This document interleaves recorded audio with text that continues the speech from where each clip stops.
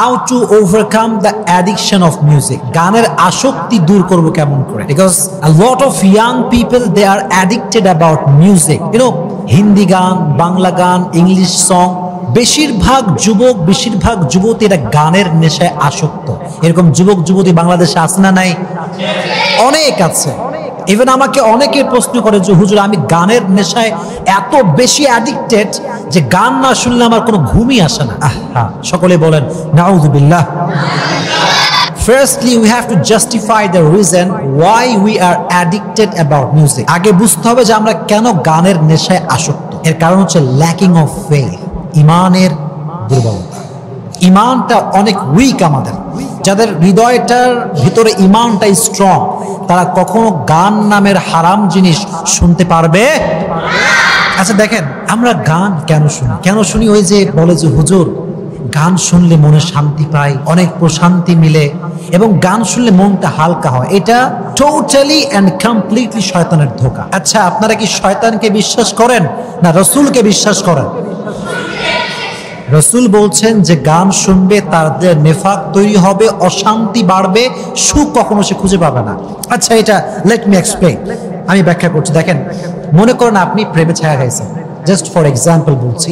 এখন আপনি গান শুনতেছেন কেন? ওই যে আপনার যারে ভালোবাসেন তারা স্মরণ করবেন। তো এই যে গানের যে লাইনগুলো আছে এটার ভিতরে আলাদা একটা নেশা আছে এবং এখানে এমন কিছু বাক্য আছে যেটা আপনার অতীতকে স্মরণ করায় দেয়। তো যখন আপনি শোনেন আপনি সেই ভাবনার জগতে হারায় যান। আয় রে আল্লাহ, কি যে জীবনে কষ্ট, ওই যে ছায়া খাওয়ার কষ্ট আপনার মাথায় ঘুরে এবং এটা আরো ইনক্রিজ হয়, আরো বাড়ে, কমে না। এজন্য গান এটা কখনো মনের শান্তি আনে না, এটা অশান্তি বাড়ায়। যদি কখনো মন অশান্ত হয়, যদি আপনার কিছু শুনতেই মনে চায়, আপনি শুনবেন কোরআনের তেলাওয়াত। পারা যাবে ইনশাআল্লাহ? তাহলে এবার আসেন যে how to overcome the addiction of music. কেমনে এটাকে দূর করতে পারি হুজুর? এক নাম্বার, আপনি কোথায় থাকেন এটাকে আপনাকে বুঝতে হবে। এটা আমি থাকি আমার বেডে কিংবা আমার পড়ার যে টেবিল এবং চেয়ার, এখানে ম্যাক্সিমাম টাইম আর কি এটা আমার পড়ার টেবিল। আপনি যে বিষয়টি অ্যাপ্লাই করবেন ফার্স্টলি সেটি হচ্ছে সবসময় পড়ার টেবিলে একটা কোরআন শরীফ রাখবেন। এই কথা বলছেন, রাখবেন কি? কোরআন শরীফ রাখবেন। আল্লাহর কসম, if you have the real faith, ওয়াল্লাহি বিল্লাহি তাল্লাহি, যদি ঈমান ভেতরে থাকে আর কোরআন শরীফ আপনার টেবিলে, I have phone, I have earphone, আমার কাছে ফোনও আছে, ইয়ারফোনও আছে, আমার সামনে কোরআন আছে। If I have the real faith in my heart, যদি মনে আমার সত্যিকার অর্থে ঈমান থাকে, কোরআনকে সামনে রেখে গান শোনা ইজ কোয়াইট ইম্পসিবল ম্যান।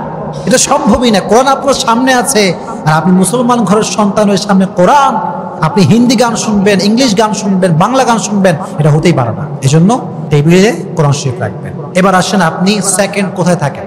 আপনি আপনার বেডে বা আপনার খাটের যে বালিশের পাশে রেহেল দিয়ে একটা কোরআন শরীফ রাখবেন। এটা রাখলে কি হবে জানেন? It will remind you that you are doing something wrong. It will remind yourself that you are going to the wrong path. এই কোরআনের দিকে যখনই আপনি তাকাবেন, কোরআন আপনাকে বলে দেবে যে আয় রে হায় হায়, তুই গান শুনছিস, তুই ভুল করছিস, এটা ঠিক না, এটা ভুল হচ্ছে। এই কোরআনটা আপনাকে স্মরণ করায় দেবে। সুবহানাল্লাহ পড়েন। এটা একটা অসাধারণ টিপস। এজন্য টেবিলে কোরআন শরীফ থাকবে, আপনার কি বলে বেড়ে কোরআন শরীফ থাকবে। দেখবেন যে এই কোরআন শরীফ থাকলে আপনি অনেকটা এই আসক্তি থেকে মুক্তি পাবেন। কোরআন শরীফ রাখা যাবে তো ইনশাআল্লাহ?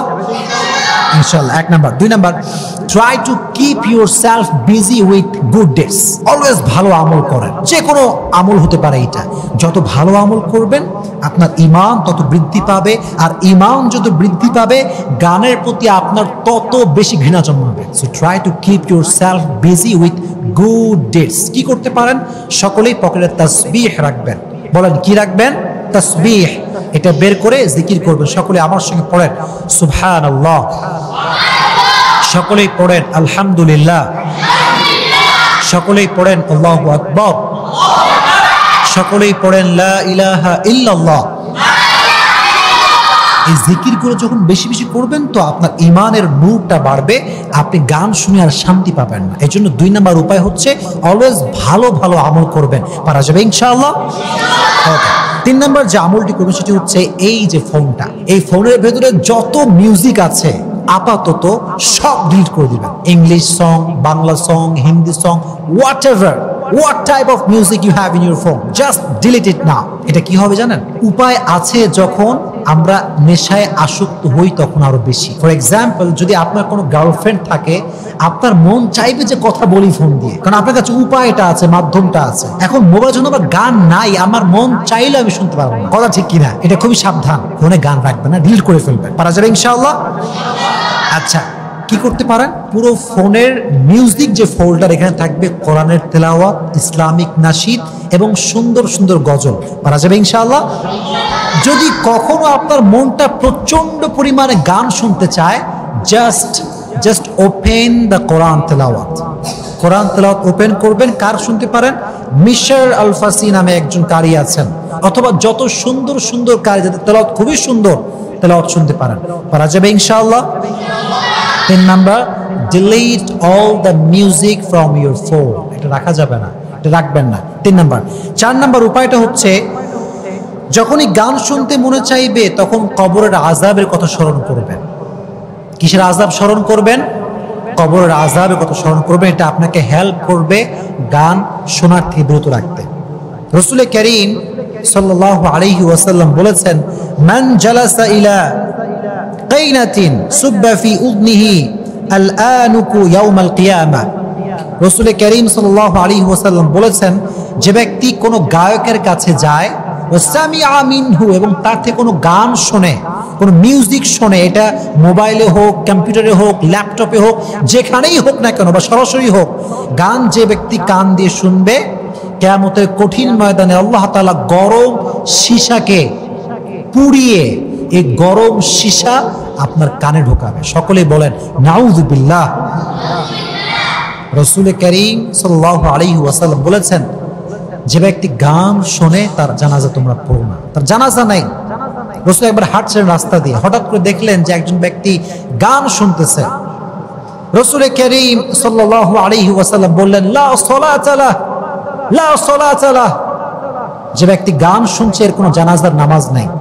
এই জন্য কলিজার টুকরা ভাইরা, যখন আপনার এই অ্যাডিকশনটা কাজ করবে যে গান শুনতেই হবে, একটু কবরের আযাবকে নিয়ে ভাবেন, একটু কিয়ামত নিয়ে ভাবেন, যে আমি যদি এই গান শুনতে শুনতেই মরে যাই, আমার কি হবে?